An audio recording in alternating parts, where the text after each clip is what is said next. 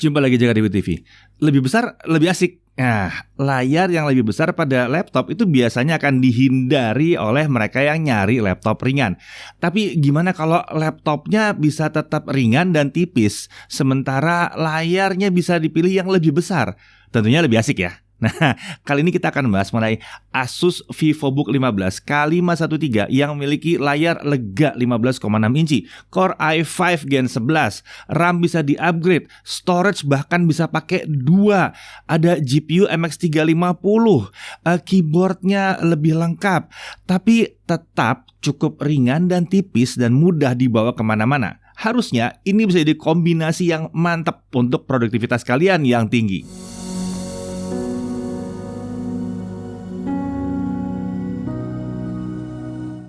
Oke, notebook thin and light berukuran 15 inci dari Asus ini punya tagline Bigger Dream, Wider Screen. Jadi dia menawarkan layar lebih besar sekarang ya. Tapi sebenarnya kenapa sih milih laptop dengan layar 15 inci yang lebih besar ini? Untuk siapa sih? Ya yang jelas ukuran layar yang lebih luas ini nyaman digunakan untuk multitasking. Banyak pengguna laptop 14 inci yang merasa agak kesulitan membuka beberapa Windows dalam satu layar. Ya karena ukurannya kecil-kecil banget jadi Windowsnya ya. Nah, layar 15 inci atau tepatnya 15,6 inci di sini membuat banyak window bisa dibuka dalam satu layar. Produktivitas jadi meningkat. Sebagai contoh, mau editing video atau foto, tentunya ini akan sangat diuntungkan karena akan butuh beberapa window sekaligus untuk dibuka.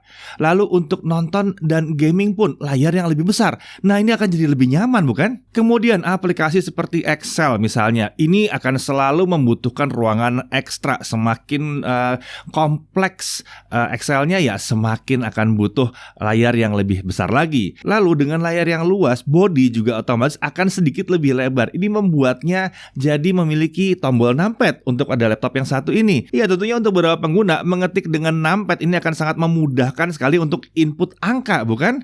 Akuntan, programmer, bahkan pelajar, mahasiswa itu akan sangat diuntungkan dengan yang satu ini.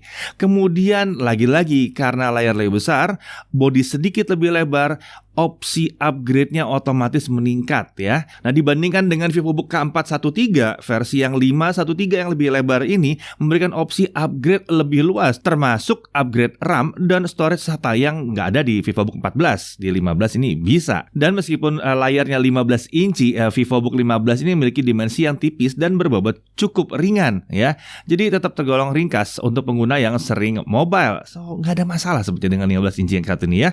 Nah Asus VivoBook 15 juga sudah pakai prosesor Intel Core Gen 11 Tiger Lake. Ini adalah prosesor yang cocok untuk digunakan pekerjaan sehari-hari ya. Ada Wi-Fi 6 di situ untuk konektivitas yang future proof. Integrated graphics-nya juga kencang di sini. Apakah ini bisa untuk main game? Nah, nanti kita tes ya. Oke, kita mulai dulu dari spek dasar. Dia menggunakan Core i5 1135G7 Tiger Lake 10 nanometer. Dia sudah punya 8MB Intel Smart Cache. Lalu untuk RAM, defaultnya adalah 8GB DDR4 3200 single channel. Ini onboard, tapi masih ada satu slot SODIMM. Jadi kita bisa upgrade dia menjadi 16GB DDR4 3200 dual channel misalnya. Bisa gitu ya. Kemudian untuk SSD 512GB SSD PCIe NVMe. SSD ini udah jadi kewajiban dalam laptop modern ya sebenarnya ya. Ini membuat laptop jadi jauh lebih cepat, lebih responsif dengan dimensi yang bisa dibuat jauh lebih kecil ketimbang kalau pakai hard disk. SSD juga membuat bobot laptop jadi lebih ringan dan nggak rentan rusak akibat guncangan. Data jadi jauh lebih aman. Masih ada satu slot lagi di sini memang ya, SATA 2,5 inci dan disediakan bracket serta kabelnya untuk storage SATA 2,5 inci ini ya. Menurut kami sih storage ini dipakein aja buat SSD SATA biar ya tadi datanya lebih aman. Kemudian untuk GPU dia punya Nvidia GeForce MX 350 2GB GDDR5. Iya dia punya RAM-nya sendiri atau VRAM-nya sendiri 640 CUDA cores. Ini lumayan banget ini buat gaming tipis-tipis. Untuk membantu proses editing video juga mantep nih harusnya ntar. Nanti kita lihat di hasil pengujian. Lalu integratednya masih menggunakan Iris Xe Graphics, Xe Architecture, 80 execution unit ya. Dan integrated graphics ini akan sangat membantu kalau kalian misalnya pakai software yang mendukung seperti OBS misalnya. Dan integrated graphics ini juga memiliki dedicated AV1 hardware decoder. Nah ini buat ya YouTube masa depan sebetulnya sekarang udah bisa ya. Jadi kalau pakai decoder AV1 ini datanya itu yang ditarik waktu streaming itu berkurang sekitar 20-30%. Dan dengan decoder khusus di sini itu membuat jadi prosesornya nggak kerja keras. Jadi ringan buat streaming yang berat ya. Kemudian Intel Wi-Fi AX201, Wi-Fi 6 atau Wi-Fi AX Gigabit Wi-Fi, mendukung multi-user MIMO, Bluetooth-nya versi 5.2. Untuk body ini form factor-nya clamshell atau laptop klasik. Materialnya ini kombinasi logam dengan polikarbonat, lalu desainnya itu ya khas Asus VivoBook loh ya, tipis, sederhana gitu ya. Ada logo identitas VivoBook di bagian belakang layar tentunya. Di area tombol enter juga ada warna kuning gitu ya, bingkai kuning yang menurut Asus ini ekspresif gitu ya. Nah, terdapat juga beberapa stiker dengan desain yang unik ya dalam paket penjualan. Stikernya dapat ditempel ke bodi laptop untuk membuat penampilan laptop jadi terlihat beda dan lebih personal. Untuk warna ini namanya adalah transparent silver. Ada berapa pilihan lain sih? Ada indie black sama ada hearty gold juga ya di situ. Untuk dimensi, panjangnya 35,9 cm, lebar 23,5 cm dengan ketebalan hanya 1,79 cm. Jadi walaupun dia 15 inci, terlihat bahwa laptop ini masih tergolong lumayan tipis. Ketebalannya bahkan sama dengan VivoBook 14 yang ukurannya 14 inci layarnya. Untuk bobot, laptopnya di 1,66 kg dengan charger 200 gram. Jadi total beratnya kalau dibawa itu cuma 1,86 kg. Ini masih tergolong ringan, terutama untuk laptop 15 inci. Nah, displaynya adalah IPS level panel ya, 15,6 inci, resolusi Full HD 1080p, 60 Hz, 66 sRGB atau 45% NTSC. Kemudian 250 nits untuk kecerahannya, lapisannya pakai anti glare jadi nggak mantul-mantul ya. Bingkai layarnya juga tipis, ini adalah Nano Edge display, 85% screen to body ratio jadinya ya dengan bingkai tipis ini. Bagian atas memang agak sedikit lebih tebal karena ada kamera 720p 30 fps di situ. Untuk audio dia menggunakan dua speaker stereo by Harman Kardon terletak di sisi kanan bawah laptop. Ini terdapat preset audio juga yang bisa diubah melalui software DTS Audio Processing. Untuk kualitas suaranya ini mantep, suaranya full gitu ya, kenceng. Sayangnya emang ngadep ke bawah, jadi kalau ditaruh di atas meja ini baru mantep banget. Ya kalau nggak di atas meja, ketutupan sama bantal gitu misalnya, ya agak mendem suaranya pasti. Ya namanya ketutupan, jadi taruhlah di alas yang solid ya. Kemudian untuk konektor, di sebelah kiri ada dua USB 2.0. Nah, di kanan ada satu micro SD card reader, ada satu audio jack combo 3,5 mm, ada satu USB Type-C 3.2 Gen 1 5 Gbps, ada satu USB 3.2 Gen 1, ada satu HDMI, dan ada satu DC-in untuk ngecas tentunya. Untuk keyboard ini adalah keyboard chiclet dengan layout khas Asus, 1,4 mm key travel. Ini enak banget buat ngetik ya, 1,4 karena dalam gitu ya.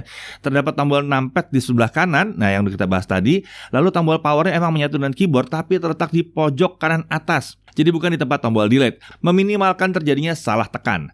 Nah, backlightnya juga ada di sini putih dengan 3 tingkat kecerahan. Untuk touchpad itu center to spacebar ya, tapi sedikit ngelebar ke kanan, nggak ada tombol khusus klik kanan klik kiri, dan dia udah support Windows Precision Driver. Uniknya di sini juga ada sensor scanner sidik jari atau fingerprint ya di touchpad ini ya.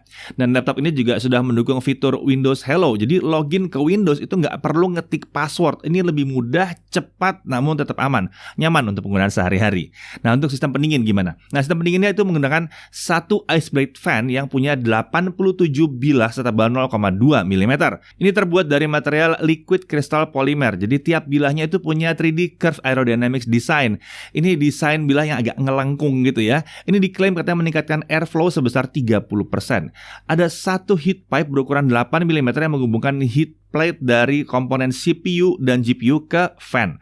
Intake dari bawah, exhaust ke arah belakang. Oke, sekarang mari kita masuk ke pengujian performa. Ini terdapat Asus Intelligent Performance Technology. Ini performance control dari Asus di software My Asus dengan 3 preset. Ada Performance Mode, Balance Mode, ada Whisper Mode. Presetnya juga bisa diubah secara cepat dengan tombol Function plus huruf F. Mari kita tes dulu konsistensi performance-nya. Kita pakai Cinebench R15 20 kali loop. Ini baik pada mode performance maupun balance. Performance burst dari prosesor Core i5 1135G7 di laptop ini bisa mencapai 949 poin. Ini skor yang tinggi nih ya. Saat sustain atau yang bisa dipertahankan performanya di mode balance itu sekitar 770 sampai 780 poin. Sementara pada mode performance skornya itu bisa dipertahankan di 850 sampai 860 poin. Jadi jelas ya, untuk di mode performance bisa mempertahankan lebih tinggi performance-nya. Ini termasuk skor yang baik untuk Intel Core i5 1135G7. Nah, pada pengujian Cinebench R15 kita kita lihat bahwa suhu CPU di run pertama itu bisa mencapai 87 derajat Celcius. Tapi itu hanya di awal dia mulai dites doang, kan 20 kali dites ya. Nah, setelah masuk yang ketiga itu dan seterusnya ya, suhu CPU-nya bisa dipertahankan di kisaran 70 sampai 76 derajat Celcius. Sesekali dia lompat ke 82 derajat Celcius di awal pengujian, tapi ya nggak ada masalah, itu adem sih ya. Terlihat ini bahwa sistem pendinginnya ini walaupun sederhana, tapi suhu prosesornya tetap berada di kisaran tergolong sangat aman ya. Kami juga cek suhu permukaan laptop saat menggunakan Cinebench R15 20 kali dengan Flare One ya. Area palm rest itu di kisaran 28 derajat Celcius. Area keyboard di sisi kiri dan tengah itu ada di kisaran 30 sampai 35 derajat Celcius. Area terpanas itu di sekitar tombol enter dengan titik tertingginya di sekitar 41 derajat Celcius. Sementara itu area numpad ada di kisaran 36 sampai 39 derajat Celcius. Secara keseluruhan ini dingin sih sebetulnya, apalagi dia lagi digeber banget ya. Nah, kalau kita pakai mode baterai gimana? Nah, pakai Windows Power Mode di Best Performance, Asus Intelligent Performance teknologi di Balance ya. Ini skor yang bisa dipertahankan adalah di 850 poin. Ini nggak terlalu jauh dari mode performance pada saat dicolok ke listrik ya. Mantap ini. Oke, kita lihat aja langsung kalau pakai aplikasi beneran gimana. Tadi kan sintetik ya. Nah, kita pakai Adobe Premiere Pro Sisi 2021 4K render test. Source videonya 4K 60. Outputnya YouTube 4K 60 juga. Videonya 2 menit 7 detik ya. Nah, kalau kita pakai 8 GB RAM single channel doang ya. Kalau kita pakai software itu bisa 29 menit 57 detik. Hampir setengah jam render sebuah video 2 menitan ya. Sementara kalau kita pakai kudanya ini turun jadi 7 menit 55 detik.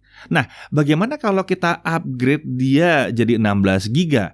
Pakai software only dia turun ke 18 menitan. Kemudian kalau kita pakai kuda dia ada di 7 menit 20 detik. Udah lumayan buat ngedit 4K. Walaupun sedikit lama ya, tapi pas ngeditnya nggak masalah, tinggal nungguin aja rendernya ya. Nah, untuk 1080p gimana? Kita pakai 1080p 60 yang sedikit lebih berat. 8 GB RAM, software only 8 menit 59 detik. Kalau pakai kuda dia ada di 4 menit 1 detik. Wah, ini udah enak nih ya. Kalau 16 GB gimana? Kalau 16 GB software only 7 menit 24 detik dan pakai kuda dia otomatis 3 menit 40 detik. Jadi kalau mau ngedit di 1080p ini mantep banget ini. Sudah mirip sama panjang videonya sendiri pada saat kita ngerender. Nah, pada saat ngerender di 4K 60 tadi ya, suhu CPU itu ada di kisaran 60 sampai 67 derajat Celcius dengan sesekali spiking lompat ke 72 derajat Celcius. Sedangkan GPU-nya ada di kisaran 68 sampai 71 derajat Celcius. Jadi ini aman sekali dipakai buat ngerender mau berjam-jam juga ya, silahkan lah, nggak apa-apa. Sekarang mari kita masuk ke gaming. Gimana? Ya, masa laptop kayak gini nggak bisa gaming, dicoba lah gaming ya. Kita pakai 16 GB dual channel aja ya kalau gaming ya, karena itu tentunya lebih optimal. CSGO 1080p low kita bisa dapat 60 fps? Enggak, 100 sampai 170 fps ya. Kemudian Dota 2 1080p fastest screen render 100%. Kita masih bisa dapat 85 sampai 105 fps. Scene ringannya bisa 130 fps. Enak banget ini. GTA 5 1080p normal. Kita masih bisa dapat di 70 sampai 90 fps di area yang terbuka. Wow. Jadi GTA 5 aja masih enak banget di 1080p di sini ya.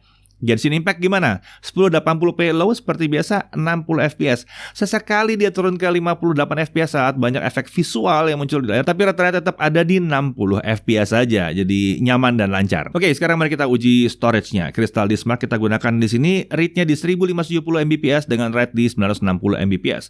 Bukan storage paling kencang yang pernah kita lihat, tapi jelas ini tidak selevel storage yang SATA yang ada di kisaran 500 Mbps atau hard disk yang ada di kisaran 100 Mbps. Oke, lalu untuk baterai gimana? Baterai ini kapasitasnya 42 Wh. Nggak gede-gede amat nih baterai sebetulnya ya. Kita set di mode balance, brightness 50%, volume 25%, dan video playback 1080p kita dapat 10 jam. Ini tergolong bagus nih 10 jam ini untuk sebuah laptop thin and light dengan ukuran layar 15,6 inci seperti ini, dan tentunya yang masih punya GPU tambahan lagi. Ya, power savingnya oke banget di sini. Oke, lalu sekarang kita coba charging gimana? Ada 3 mode pengisian daya di software My Asus. Ada full capacity mode di mana baterai terisi langsung penuh, ada balance mode, ini laptop akan berhenti di 80%. Lalu ada maximum lifespan mode, laptop akan berhenti mengisi daya di 60%. Jadi teorinya adalah kalau dikurangi pengisian dayanya, umur baterainya akan bisa lebih panjang. Di 60-80% harian itu mungkin baterainya akan bisa bertahan lebih dari 2 tahun. Itu pengharapannya ya. Ini cocok banget kalau kalian nyolok terus ke listrik. Kemudian hasil chargingnya gimana? 30 menit pertama dia bisa mengisi 49%. Ini setara dengan sekitar 5 jam video playback. Kemudian untuk mengisi full ke 100%, dia butuh waktu 120 menit atau tepat 2 jam. Jadi hasilnya oke. Hasilnya tepat sesuai harapan kami di kisaran 2 jam. Nah, harganya berapa? Versi yang kami pakai ini harganya ada di 11.999.000. Ya, 12 juta kurang 1.000 rupiah. Ya, ini sudah termasuk garansi 2 tahun dengan Asus Perfect Warranty di tahun pertama. Dan tentunya dia pakai Windows, ya, gratis Windowsnya seumur hidup, berarti selama laptopnya masih hidup. Dan dia juga dapat Office, ya, di sini ada Office-nya yang juga selama laptopnya masih hidup, Office-nya akan nempel terus di sini. Nggak perlu kalian beli Office-nya. Nilainya sekitar 1,8 juta loh itu ya. Dia juga dilengkapi dengan aksesoris-aksesoris seperti ini ya. Lengkap juga. Oke, hal yang perlu diperhatikan apa aja? Laptop ini hadir dengan konfigurasi RAM 8 GB single channel, tapi bisa di-upgrade dengan adanya 1 slot SODIMM kosong, dan kami akan sangat menyarankan sekali langsung upgrade ya. Nah, untuk display ini memang masih 45% NTSC. Meski demikian, kualitas gambar pada laptop ini masih cukup oke untuk kebutuhan sehari-hari. Kami menyarankan kalau kalian mau pakai dia buat video editing yang butuh color correction yang detail banget, ya kalian butuh monitor eksternal yang memang lebih baik kualitas gambarnya ya, yang color gambarnya memang lebih luas. Akan tapi untuk penggunaan sehari-hari sih nggak ada masalah, cukup konsisten kok si 45% NTSC yang satu ini. Dari sisi menariknya kita bisa lihat layar 15,6 inci, multitasking lebih nyaman, membuat jadi ada numpad di keyboard. Bobotnya masih tergolong ringan juga walaupun 15,6 inci, ukurannya juga tergolong ringkas. Dia sudah pakai prosesor Intel Core generasi ke-11. Ini prosesor barunya Intel yang performanya unik dan fiturnya lengkap. Ini kalau hanya buat Office, pekerjaan ringan lainnya sih prosesor ini overkill sebenarnya ya. Kemudian ada Intel Iris Xe Graphics yang punya dedicated hardware decoder untuk AV1. Ini feature proof banget, tadi udah kita bahas kenapa ya. Dia juga punya Wi-Fi 6 atau AX yang feature proof juga. Lalu dilengkapi dengan discrete GPU NVIDIA MX 350. Jadi menjalanin game itu jadi lebih lancar di sini karena terpisah ya memorinya ya, antara memorinya yang dipakai oleh si prosesor dengan si GPU. Nah, kemudian akselerasi pada berbagai software juga terbantu karena ada CUDA. Suhu kerja juga tergolong rendah walaupun kita kasih beban kerja yang super berat.